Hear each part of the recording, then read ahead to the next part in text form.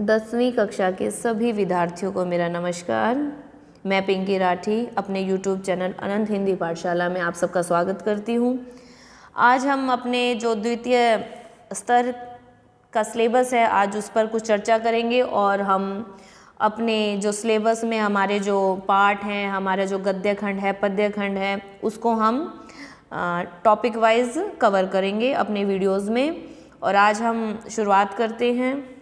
हमारा जो द्वितीय स्तर है हिंदी हमारी मातृभाषा, आज उनकी हम शुरुआत करते हैं। हमारा जो सिलेबस है 10th क्लास का जो हमारा द्वितीय स्तर में आएगा वो है हमारा, उस पर एक बार नज़र डाल लेते हैं। हमारा जो पहला है इसमें हमारा काव्यखंड है पहला, उत्साह अट नहीं रही है। ये हमारा काव्यखंड से है। हमारी कविता है कन्यादान, लखनवी अंदाज, मानवीय करुणा की दिव्य चमक। ये हमारे 4 जो काव्यखंड से हमारी कविताएं हैं ये हमारी आएंगी। और उसके बाद है पत्र लेखन, अनुच्छेद लेखन है, संदेश लेखन, विज्ञापन लेखन। और उसके बाद हमारी जो कृतिका भाग 2 है उसके हमारा है माता का आंचल, जॉर्ज पंचम की नाक और साना साना हाथ जोड़ी। ये हमारे जो सिलेबस है उसके कुछ पार्ट हैं। और हमारी ग्रामर का जो है सिलेबस वो हमने डिस्कस किया। और हम अब देख लेते हैं कि परीक्षा में किस प्रकार से हमारे क्वेश्चन पूछेगा गद्य से पद्य से। जैसे कि बात करें हम फर्स्ट हमारा जो गद्य खंड है, क्षितिज का जो हमारा गद्य खंड है उसमें से हमारे जो पेपर में प्रश्न आएंगे वो 4 प्रश्न पूछे जाएंगे और 4 प्रश्न 2 नंबर के होंगे। 2 नंबर का प्रत्येक क्वेश्चन जो है 2 नंबर का होगा, तो टोटल हमारे 8 नंबर के क्वेश्चन होंगे। और जो हमारा काव्यखंड है, काव्यखंड में से जो क्षितिज में हमारी जो कविताएं हैं उसमें से हमारे काव्यखंड से हमारे 3 प्रश्न आएंगे और वो होंगे 2 नंबर के।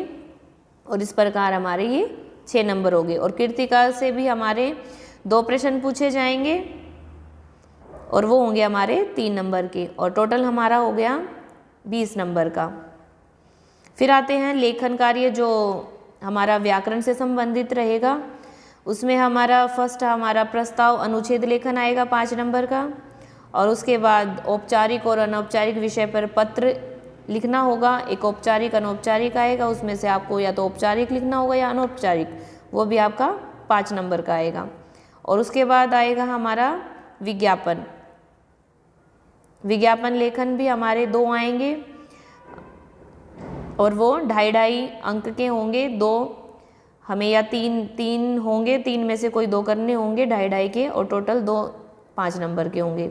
उसके बाद संदेश लेखन आएगा, वो भी हमारे 2.5 के होंगे 2.5 के, तो ये भी हमारे जो 2 करने होंगे 5 नंबर के। ये हमारा कुल मिला के 20 नंबर का है। और जो हमारा क्षितिज और कृतिका को मिला के 20 नंबर का और व्याकरण का मिला के भी 20 नंबर का।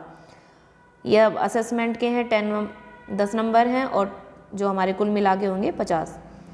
आज हम चर्चा करेंगे अपना जो पहला है हमारा सिलेबस में, यहाँ से सिफत से शुरुआत करेंगे हम। हमारा पहला है उत्साह और अट नहीं रही है।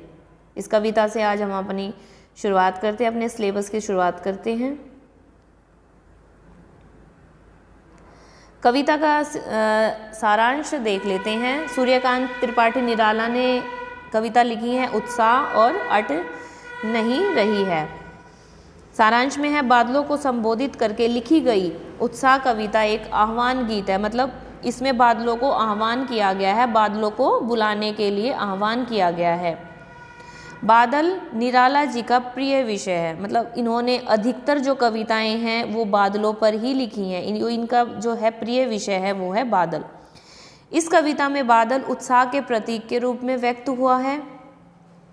कवि बादलों का आह्वान करते हैं कि वो सारे आकाश में छा जाएं और काले घुंघराले बालों की भांति सजकर हृदय में विद्युत छवि को धारण कर लें। इन्होंने पंक्तियों के माध्यम से भी बताया है, बादल गरजो घेर घेर घोर गगन धाराधर ओ ललित ललित काले घुंघराले, बाद कल्पना कैसे पाले, विद्युत छवि उर्मे कवि नवजीवन वाले, वज्र छिपा नूतन कविता फिर भर दो बादल गरजो। तो इनमें बताया कि काले घुंघराले बालों की भांति सजकर हृदय में विद्युत छवि को धारण कर ले, वे किसी क्रांतिकारी कवि की भांति जनजीवन में उत्साह का संचार कर रहे हैं तथा तप और पीड़ा से व्यथित संसार पर शीतल जल की वर्षा कर दें। तो बादलों से आह्वान किया गया है, बादलों से, कि वो क्रांतिकारी रूप हो जाता है ना, जब बादल आते हैं काली घटा छा जाती है तो क्रांतिकारी रूप हो जाता है, तो उसी के माध्यम से ये इसमें बताया गया है। जब क्रांति आती है तो जीवन में बदलाव आता है ना। जब हमारा देश आज़ाद था तो क्रांतिकारी बहुत सारे आए थे हमारे देश में, तो आज़ादी आई थी। उसी प्रकार जब क्रांति आती है तो बदलाव भी संभव है।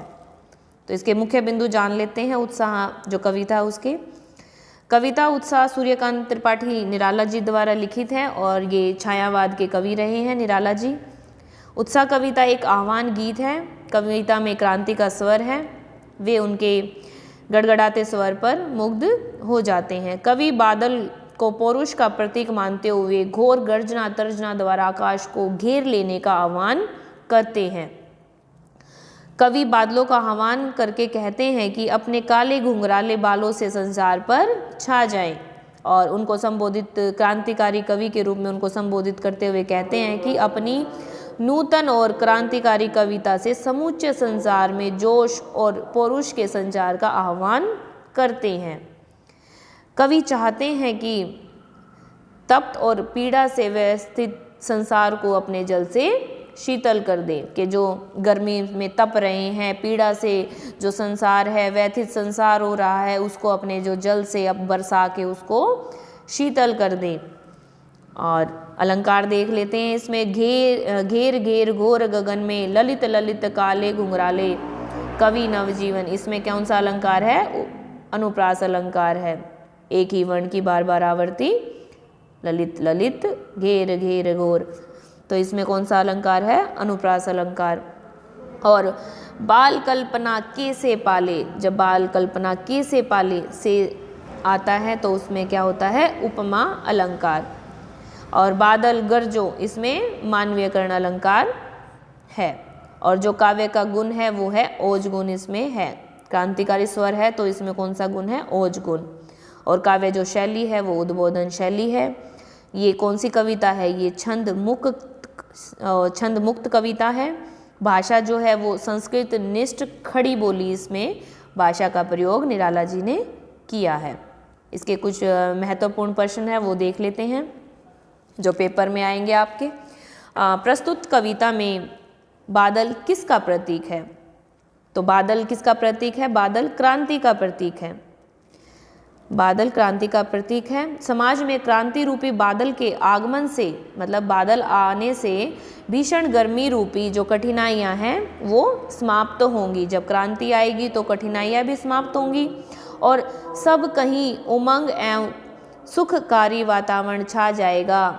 और जो सभी ओर है उसमें क्या होगा? सुखकारी, जो सुखमय वातावरण है वो छा जाएगा। अर्थात क्रांति के बाद नए समाज का सर्जन होगा। वही बात है ना, जब क्रांति आती है तो बदलाव होगा।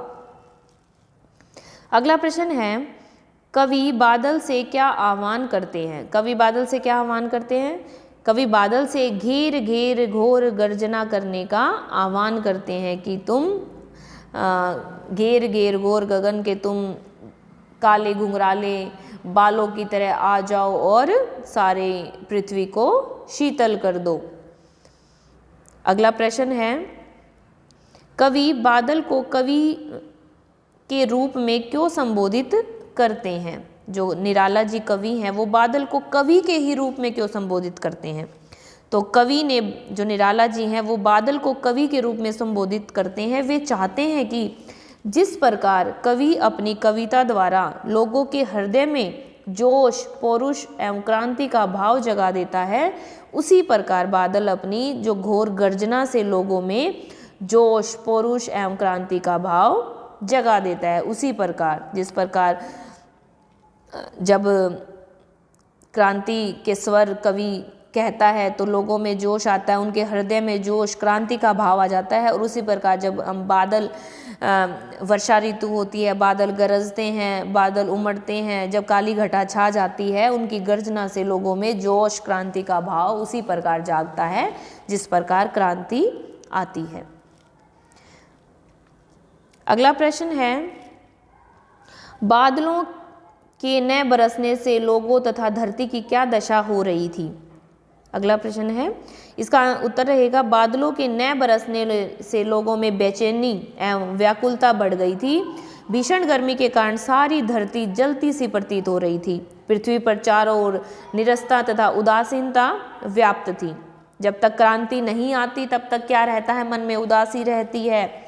तो यही चीज़ बादल के माध्यम से बताने की कोशिश की है कवि ने कि जब बादल नहीं आते, बारिश नहीं आती, जब तक गर्मी बनी रहती है तो सब बेचैन रहते हैं कि बारिश आए और सब कुछ शीतल हो जाए।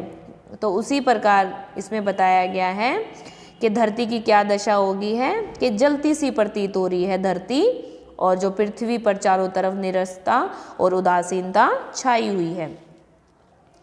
अगला प्रश्न है, कवि बादलों से क्या अनुरोध करते हैं और क्यों? कवि बादलों से क्या अनुरोध करते हैं? कवि बादलों से जोर से वर्षा करने का अनुरोध करते हैं। भयंकर गर्मी के कारण मनुष्य तथा धरती के अन्य प्राणी व्याकुल हो रहे हैं। बादलों के जोर से बरसने से क्या होगा, धरती की जो गर्मी है वो कम हो जाएगी और लोगों को तपन और बेचैनी से राहत मिल जाएगी। इसलिए जो कवि है वो बादलों से अनुरोध कर रहे हैं कि आप वर्षा, जोर की वर्षा लेकर आएं और भयंकर गर्मी से लोगों को बचाएं और अन्य जो प्राणी व्याकुल हैं गर्मी से उनको तृप्त करें। अगला प्रश्न है, कवि ने बादलों को अनंत के घन कहकर संबोधित किया है, क्यों? बादलों का कोई अंत नहीं है, ये अंतहीन है। जैसे कि हम आकाश में देखते हैं बादल, हमें आकाश पूरा कहाँ दिखाई देता है, तो बादलों का कोई अंत नहीं है, ये अंतहीन है। तो बादलों की सर्वव्यापकता की ओर इशारा किया है अनंत के घन कहकर। जो अनंत के घन आया हुआ है ना, हमारा जो कविता उसमें कही गई है अनंत के घन।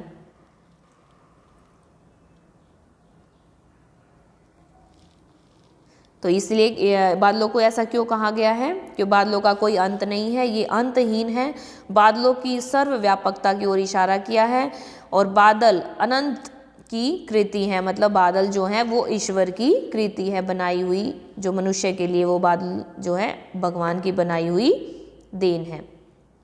अगला प्रश्न है, उत्साह कविता में बादलों के द्वारा कवि ने क्या संदेश दिया है? तो उत्साह कविता में कवि ने बादलों के द्वारा जन सामान्य को संदेश दिया है कि बादलों की गरज सुनकर वे सामाजिक परिवर्तन के लिए उत्साहित हों तथा नए समाज के सृजन के लिए विप्लव मचाने को तत्पर रहें। क्रांति आती रहेगी और जो समाज है, जो हमारा जीवन है, उसमें बदलाव आता रहेगा। तो ये संदेश इन्होंने बादलों के द्वारा कवि ने उत्साह कविता में दिया है। तो ये थी हमारी